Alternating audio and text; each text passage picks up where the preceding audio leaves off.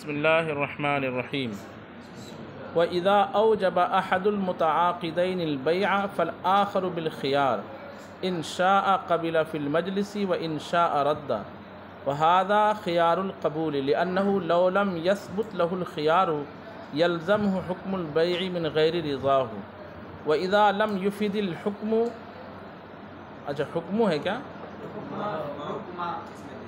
وہ صحیح ہے، یہاں حکم لکھ دیا ہے بھائی۔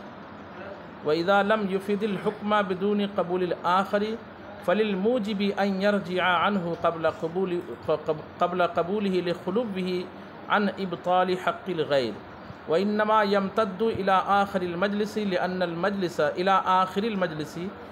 الْمَجْلِسَ جَامِعُ الْمُتَفَرِّقَاتِ فَاعْتُبِرَتْ سَاعَاتُهُ سَاعَةً وَاحِدَةً دَفْعًا لِلْعُسْرِ وَتَحْقِيقًا لِلْيُسْرِ وَالْكِتَابُ كَالْخِطَابِ وَكَذَا الْإِرْسَالُ حَتَّى اعْتُبِرَ مَجْلِسُ بُلُوغِ الْكِتَابِ وَأَدَاءِ الرِّسَالَةِ وَلَيْسَ لَهُ أَنْ يَقْبِلَ فِي بَعْضِ الْمَبِيعِ وَلَا أَنْ يَقْبِلَ الْمُشْتَرِي بِبَعْضِ الثَّمَنِ لِعَدَمِ رِضَى الْآخَرِ بِتَفَرُّقِ الصَّفَقَةِ إِلَّا إِذَا بُيِّنَ یا بَيَّنَ پڑھیں گے تو سمنا پڑھیں گے، اور بُيِّنَ پڑھیں گے تو سمنو پڑھیں گے۔ إِلَّا إِذَا بَيَّنَ ثَمَنَ كُلِّ وَاحِدٍ لِأَنَّهُ صَفَقَاتٌ مَعْنًا قال وأيهما قام عن المجلس قبل القبول بطل الإيجاب لأن القيام دليل الإعراض والرجوع وله ذلك على ما ذكرناه وإذا حصل الإيجاب والقبول لزم البيع۔ یہاں سے بیع سے متعلق چند اہم امور بیان کر رہے ہیں۔ سب سے پہلے جو ہے وہ خیار قبول کو بیان کریں گے۔ کہتے ہیں بہت زیادہ اس میں تفصیل نہیں ہے، دیکھیں اس میں تفصیل کراؤں گا تو وقت بھی ہو جائے گا۔ جب متعاقدین میں سے کسی ایک نے بیع کا ایجاب کر لیا، چونکہ پہلی بار جو ڈیل کو کرے گا اس کو ایجاب کہیں گے، تو چاہے مشتری کرے چاہے مبی کرے، تو دوسرے کو اختیار ہے، اگر چاہے تو مجلس میں ہی قبول کر لے، اور اگر چاہے تو مجلس میں اس کو کیا کر دے، رد کر دے۔ رد کرنے سے مراد یہ ہے کہ یا تو قولی طور پر رد کر دے کہ مجھے نہیں لینا، یا فعلی طور پر رد کر دے کہ وہاں سے چلا جائے، دوسرے کام میں مصروف ہو جائے، دونوں طریقے سے رد کر سکتا ہے۔ وَهَذَا خِيَارُ الْقَبُولِ، اس کو شریعت کی اصطلاح میں کیا کہا جاتا ہے؟ خیار قبول۔ یہ چھوٹی چھوٹی بات رہتی یاد رکھنے کی۔ اب 3 دن کے بعد پوچھوں گا خیار قبول کس کو کہتے ہیں، تو سب ایسا سوچے گا کہ لگے گا کہ ملا حسن حل کرنا ہے ایک دم بالکل۔ کس کو کہتے ہیں خیار قبول، کس کو کہتے ہیں؟ لِأَنَّهُ لَوْ لَمْ يَثْبُتْ لَهُ الْخِيَارُ، وجہ علت بیان کر رہے ہیں کہ خیار کیوں دے رہے ہیں۔ ایک نے ایجاب کیا تو دوسرے کو قبول کرنے یا رد کرنے کا اختیار شریعت نے کیوں دیا؟ لَوْ لَمْ يَثْبُتْ لَهُ الْخِيَارُ، اگر سامنے والے کو یعنی جو ابھی جو ہے وہ قبول کرے گا اس کو اگر خیار ثابت نہ ہو اس کے لیے، تو کیا ہوگا؟ یلزمہ لو کی وجہ سے میں آگے یلزم پڑھ رہا ہوں، جزم پڑھ رہا ہوں اس پر، ہے نا۔ لو لم یثبت لہ الخیار یلزمہ حکم العقد، یلزمہ بلکہ ہوگا نہیں، ہاں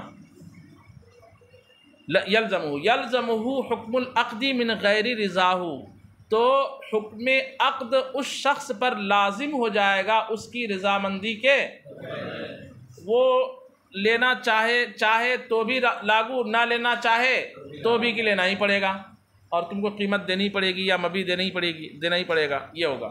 وَإِذَا لَمْ يُفِدِ الْحُكْمَ بِدُونِ قَبُولِ الْآخَرِ فَلِلْمُوجِبِ أَنْ يَرْجِعَ لِخُلُوِّهِ عَنْ إِبْطَالِ حَقِّ الْغَيْرِ، جب سامنے والے کو اختیار ہے کہ لے یا نہ لے، یا دے یا نہ دے، دونوں صورت بول سکتے ہیں نا۔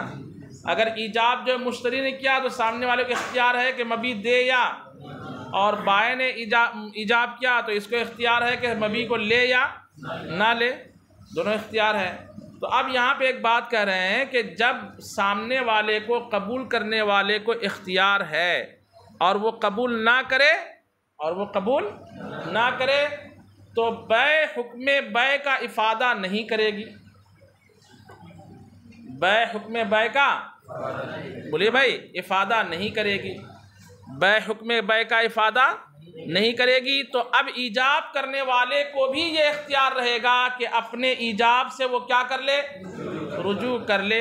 یہاں رجوع کرے گا تو کسی کے حق کو باطل کرنا لازم نہیں آئے گا، اور ایجاب کیا، سامنے والے نے قبول کیا، آپ کہے کہ میں رجوع کر رہا ہوں، تو اب سامنے والے کے حق کو کیا کرنا لازم آ رہا ہے کہ اس نے جو چیز خرید لی آپ واپس کرو کہ میں نہیں دوں گا، یہ نہیں چلے گا۔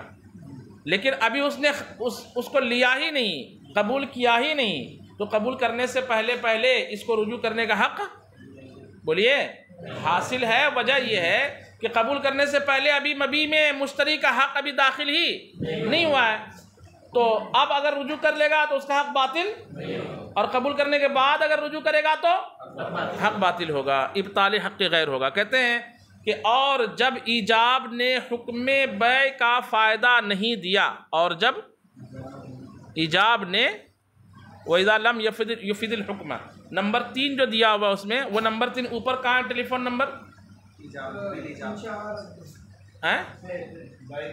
بیع میں دیا، وہی میں سوچ رہا ہوں کہ بیع ہونا چاہیے وہاں پہ۔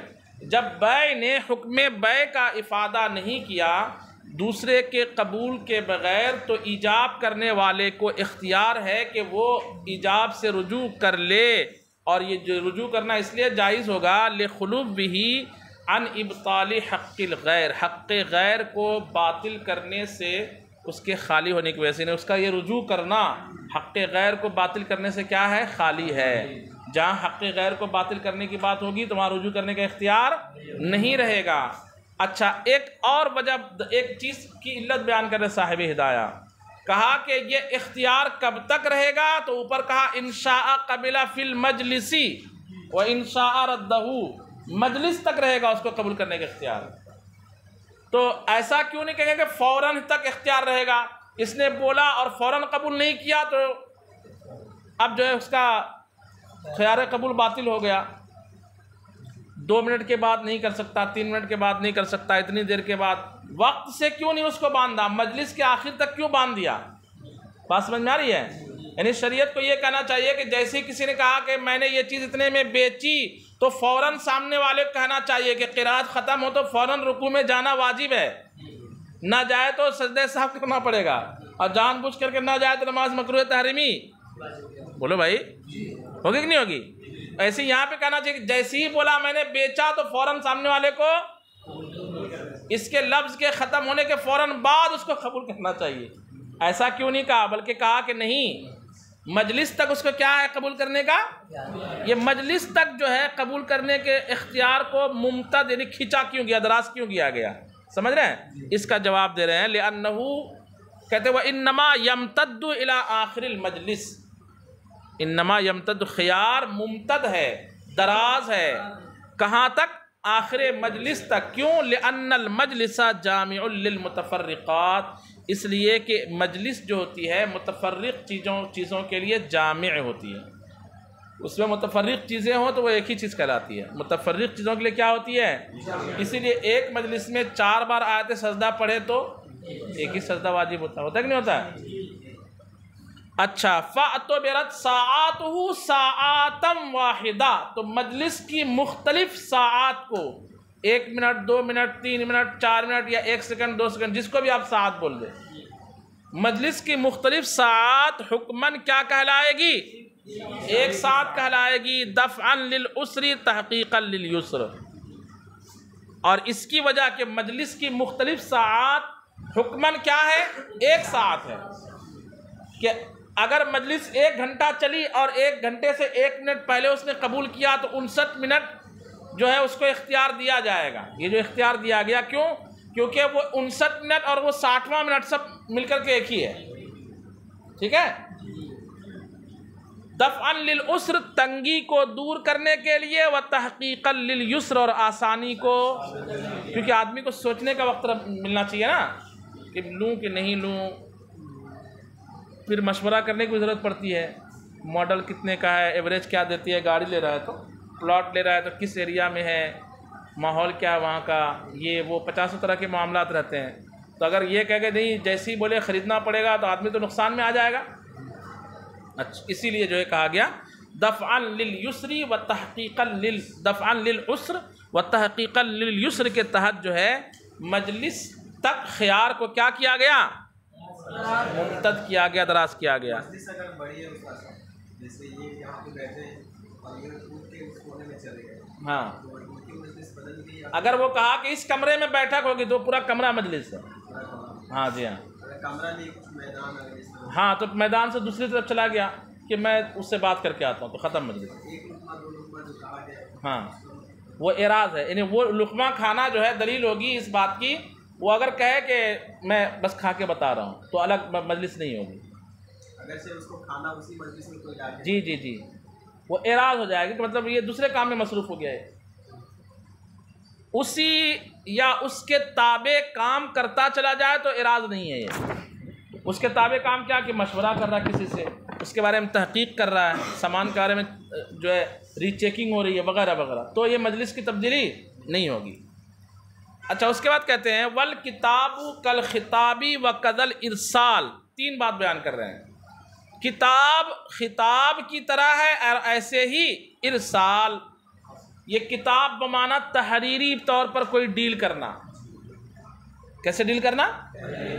لکھ کر کے دیا کہ میں نے یہ چیز آپ سے اتنے میں بیچی، لکھ کر کے پہنچا دیا، باجوال بدے دیا.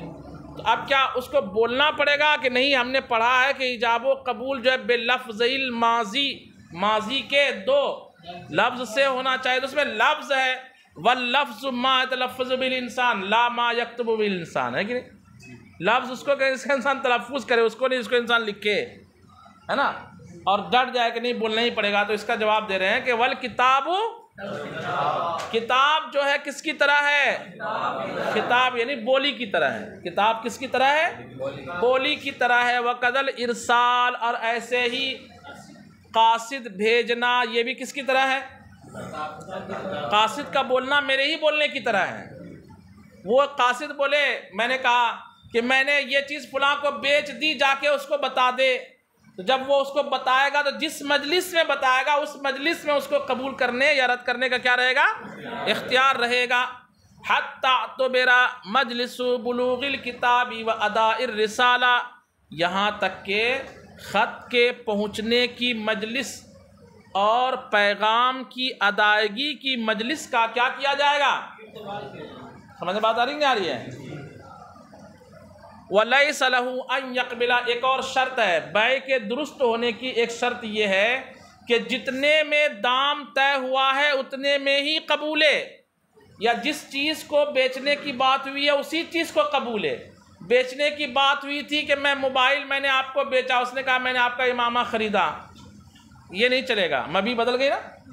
یا کہا تھا کہ میں نے آپ کو یہ جو ہے مثال کے طور پر یہ چادر بیچی، اس نے کہا میں نے اس میں سے 1 میٹر خریدا، یہ نہیں چلے گا. جوس بول دے، وہ کہے کل اور یہ خریدے اس کو قاعدے کی زبان میں کہا گا جن چیزوں پر ایجاب ہوا انہی چیزوں کے ساتھ قبول کرے.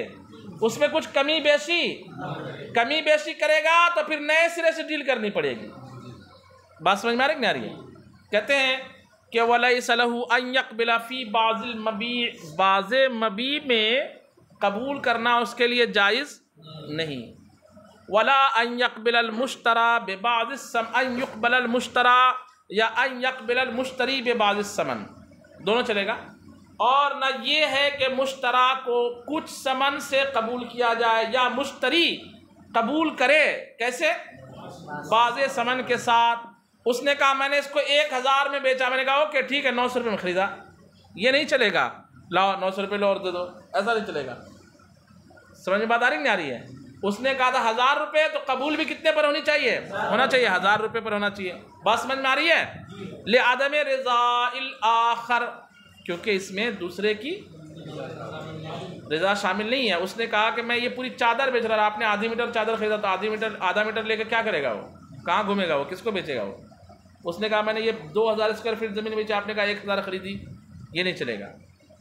یا اس نے 2000 بولا تھا، 2000 میں یہ چیز بیچی اور آپ نے کہا میں نے 1000 میں خریدی، تو سامنے والا راضی نہیں ہوگا نا. لعدم رضا الاخر. اور یہ عدم رضامندی کس وجہ سے ہوگی؟ بتفرق الصفقہ. یا تو یہ لیسا لہو کی علت ہے. کس کی علت ہے؟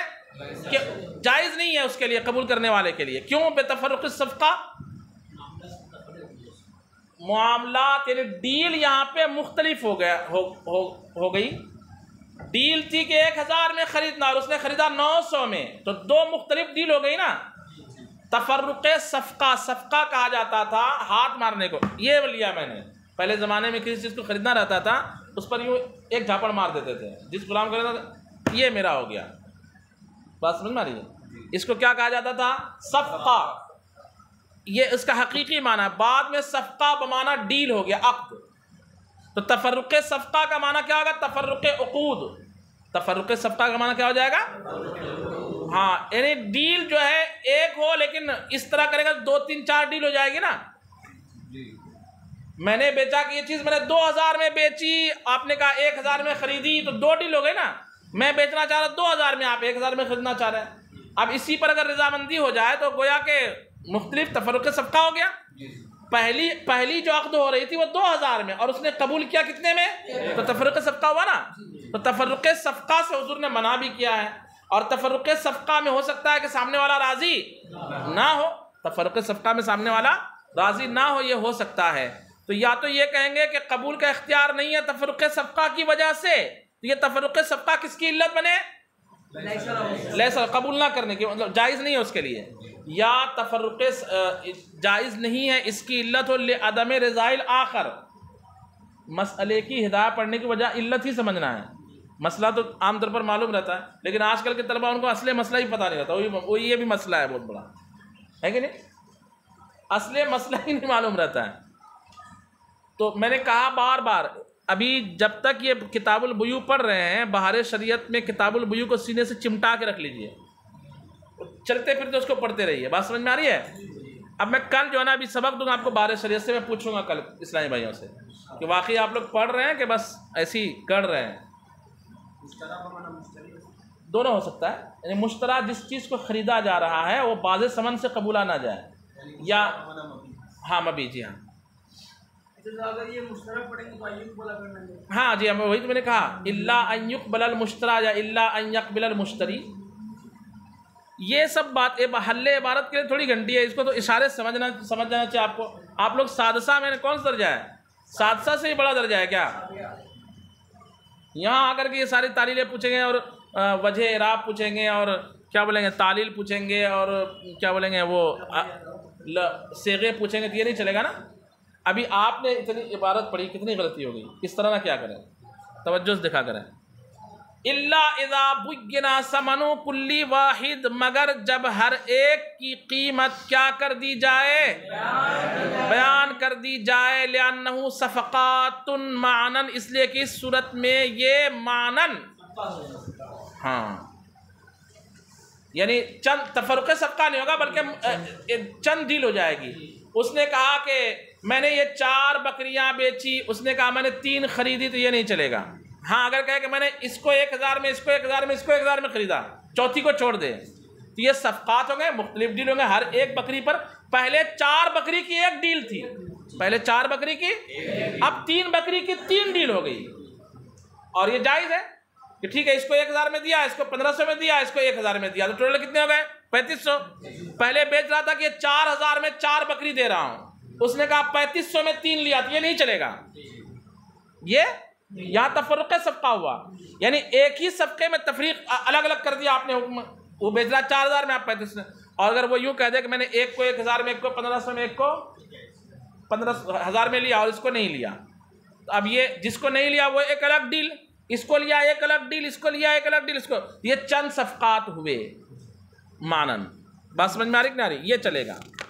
اچھا اس کے بعد کہتے ہیں وَأَيُّهُمَا قَامَ عَنِ الْمَجْلِسِ قَبْلَ الْقَبُولِ بَطَلَ الْإِيجَابِ، مجلس سے ان میں سے جو پہلے کیا ہو جائے؟ کھڑا ہو جائے. یہ قدوری کی عبارت سے آگے کی عبارت سے ملی ہوئی، پیچھے جو عبارت گزری اس سے ملی ہوئی ہے. مجلس سے جو قبول کرنے سے پہلے کھڑا ہو جائے، بطل الایجاب، ایجاب کیا ہو جائے گا؟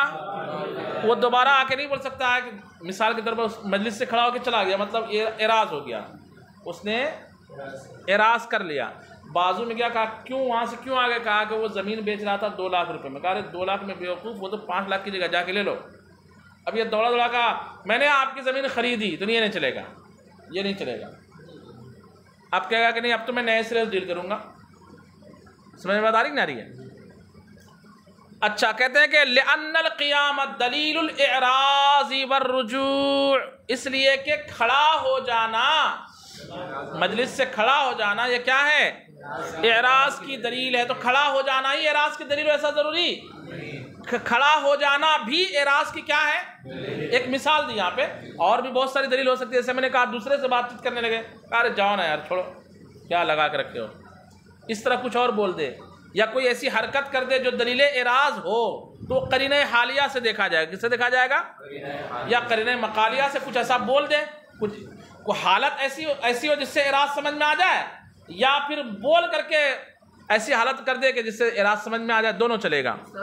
جی، اس پہ جو ہے اگر کوئی بیچنے والا ہے، سمجھے کہ اس کے ماتحت کسی کے ماتحت اور اسے بیچ دیا، بیچنے والا کسی کے ماتحت کس حیثیت سے ہے؟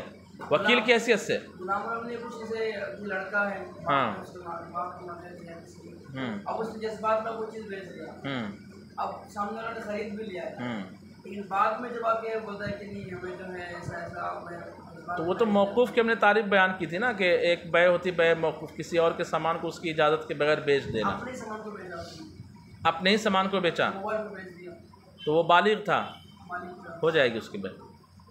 اب وہ اس کے باپ کو اختیار نہیں ہے کہ وہ ڈیل کو ختم کرے۔ وَلَهُ ذَلِكَ عَلَى مَا ذَكَرْنَا، اور اس وَلَهُ ذَلِكَ، اور اس کے لیے یہ حق حاصل ہوگا، یعنی سامنے والا جو ہے اس کے بعد وہ اپنے ایجاب سے کیا کر لے؟ رجوع کر لے۔ عَلَى مَا ذَكَرْنَا، جس کو بھی پیچھے ہم نے بیان کیا کہ اس میں ابطال حق غیر نہیں ہے، غیر کے حق کو باطل کرنا نہیں ہے۔ وَإِذَا حَصَلَ الْإِيجَابُ وَالْقَبُولُ لَزِمَ الْبَيْعُ، جب ایجاب و قبول حاصل ہو جائے تو بیع لازم ہوگی۔ وَلَا خِيَارَ لِوَاحِدٍ مِّنْهُمَا، اور ان میں سے کسی کے لیے خیار نہیں رہے گا، إِلَّا مِنْ عَيْبٍ أَوْ عَدَمِ رُؤْيَةٍ، مگر جب عیب ہو اور کہہ دے کہ دیکھو عیب ہوگا تو میں واپس کروں گا، یا خیار رویت لے لے کہ میں جو ہے نا دیکھ کر کے جو ہے نا بتاؤں گا، بیع کر لیتا ہوں، میں نے چیز خرید لی لیکن مجھے خیار رویت دو۔ خیار رویت یہ کہ بیع ہونے کے بعد مبی کو چیک کرنے کے لیے، مبی پر اطمینان کرنے کے لیے وقت لے لینا، جس کی مدت کم سے کم کتنی ہے؟ اور زیادہ سے زیادہ 3 دن ہے، ٹھیک ہے؟ ہاں، وہ خیار رویت کی ایک بحث آ رہی ہے، پوری باضابطہ ایک چیپٹر آنے والا ہے۔ خیار رویت بیع میں لینا پڑے گا، خیار رویت بیع میں بولنا پڑے گا، بعد میں بولا نہیں اور بعد میں ارے میں نے دیکھا نہیں تھا تو ایسا نہیں تھا، تو وہ نہیں چلے گا۔ خیار رویت لینا پڑے گا، اور خیار عیب لینے کی ضرورت وہ حاصل ہے۔ خیار عیب جو ہے کیا ہے؟ جن اوصاف سے آپ نے کوئی سامان بیچا، ان اوصاف سے وہ سامان متصف نہیں ہے، اس سے گھٹیا ہے، اس سے کیا ہے؟ بولیے بھائی، گھٹیا ہے۔ آپ نے کہا تھا کہ یہ موبائل کا اسپیکر بھی صحیح ہے اور لے کے گیا تو اسپیکر بند ہے، تو یہ خیار عیب اس کو حاصل ہے، اور خیار عیب کی وجہ سے سامان کو اتنے ہی قیمت میں لینے یا واپس دینے کا کیا رہے گا؟ یہ نہیں ہوگا کہ میک چونکہ خراب ہے تو میں نے 2000 میں لیا تھا 500 واپس کرو، یہ نہیں چلے گا۔ اس کی باضابطہ جو ہے تفصیل آ رہی ہے، چیپٹر آ رہا ہے اس کا، دیکھیے تو مگر خیار عیب اور خیار رویت کی وجہ سے وقال الشافعی رحمہ اللہ تعالی، اور امام شافعی رحمہ اللہ نے فرمایا یثبت لکل واحد منہما خیار المجلس لقولہ علیہ السلام المتبایعان بالخیار ما لم یتفرقا۔ امام شافعی کہتے ہیں کہ آپ کہہ رہے ہیں کہ سامنے والے نے ایجاب کر لیا، تو جب تک سامنے والے سے اعراض کی دلیل نہ مل جائے تب تک اس کو رجوع کرنے کا حق حاصل نہیں رہے گا۔ حق حاصل کب ہوگا؟ جب وہ اعراض کر لے، جب وہ اعراض کر لے اور مجلس میں جب ایجاب و قبول ہو جائے، مجلس میں جب کیا ہو جائے، اب کسی کو اعراض کرنے کا، اس کو کیا بولتے ہیں کہ بیع کو باطل کرنے کا حق حاصل، ختم کرنے کا حق حاصل نہیں ہوگا۔ یہی ہے نا بھائی، ہم نے کہا کہ لازم البیع، بیع کیا ہو جائے گی؟ کہاں گئی عبارت؟ میں اسی پڑھ رہا ہوں کیا؟ لازم البیع، ہاں، اذا حصل الایجاب والقبول لازم البیع، جب ایجاب و قبول حاصل ہو جائے بیع کیا ہو جائے گی؟ اور دونوں میں سے کسی کو بیع کے ختم کرنے کا اختیار، لیکن امام شافعی کہتے ہیں کہ اختیار رہے گا۔ دلیل میں ایک حدیث بیان کر رہے ہیں المتبائعان بالخیار ما لم یتفرقا، حضور کی حدیث، المتبائعان بالخیار، دونوں خریدار بیچوال جو ہے اس کو متبائع کہا جا رہا ہے، بائع اور مشتری دونوں اختیار کے ساتھ ہیں، ما لم یتفرقا، جب تک کہ دونوں الگ الگ ہو جائے، یہ ادھر چلا جائے وہ ادھر چلا جائے، پھر دوسرے دن آ کے بولے، تب تو امام شافعی کہتے ہیں کہ اب جو ہے کوئی خیار نہیں رہے گا، لیکن وہیں پہ ہے، ابھی موجود ہے، اگرچہ مجلس کیا ہو چکی ہے، بدل چکی ہے، لیکن وہیں موجود ہے۔ مجلس یوں بدل چکے کہ ایک سموسہ کھانے میں لگ گیا، ایک اپنے رشتہ دار سے بات کرنے میں لگ گیا، مجلس بدل گئی نا، مجلس بدل گئی، ہمارے نزدیک اختیار کیا ہو گیا، ختم ہو گیا۔ اور امام شافعی کہتے ہیں کہ اگر دونوں ایک ہی جگہ ہیں، موجود ہیں، دور ایک دوسرے سے نہیں ہوئے ہیں، ایک دوسرے کو سن سکتے ہیں، ایک دوسرے کو دیکھ سکتے ہیں، تو اب تک ان کو خیار ہے، اگرچہ ایجاب و قبول، اور ہم کہتے ہیں ایجاب و قبول ہو گیا، مجلس میں بھی ہو تو بھی اختیار نہیں رہے گا۔ ہم کیا کہتے ہیں، مجلس میں ہو تو بھی اختیار ختم۔ وہ کہتے ہیں مجلس میں اگر ہے، یعنی تفرق ابدان نہیں ہوا، دونوں ایک دوسرے سے الگ نہیں ہوئے، تب تک اس کو کیا رہے گا، اختیار رہے گا۔ دلیل کے طور پر کہتے ہیں کہ حضور نے فرمایا المتبائعان بالخیار ما لم یتفرقا، متبائع کو اختیار ہے جب تک کہ دونوں الگ الگ۔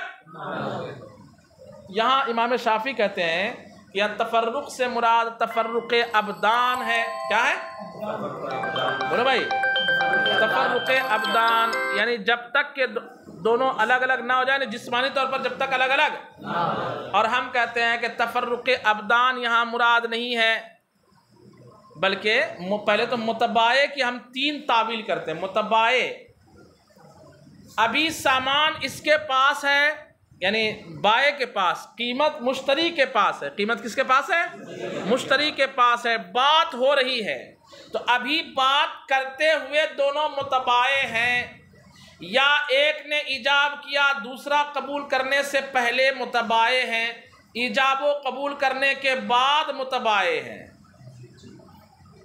مدرسے سے پڑھنے کے لیے نکلے، کہنا شروع ہو گیا، اور مولانا صاحب ٹوپی کرتا پاجامہ پہنا، ایک یہ ہے کہ مولانا صاحب کہنا شروع ہو گیا۔ دوسرا ایک مدرسے میں داخلہ لے لیا ہے، پڑھ رہا ہے، اور لوگ کیا کہہ رہے ہیں، مولانا صاحب۔ اور تیسرا ہے کہ سند مل گئی، فراغت ہو گئی، اور اب کیا کہہ رہے ہیں، تینوں اعتبار سے مولانا ان کو کہا جاتا ہے نا۔ ایسے ہی یہاں پہ جو بائع کہا جا رہا ہے، متبائع دونوں کو کہا جا رہا ہے، تو کس اعتبار سے، متبائع ڈیل سے پہلے کہا جا رہا ہے، یا ڈیل کے دوران متبائع ہے، یا ڈیل کے بعد متبائع؟ کتنا وقت ہوا، ٹائم ہو گیا، اس بات کو انشاءاللہ کل پڑھتے ہیں۔ صلو علی الحبیب۔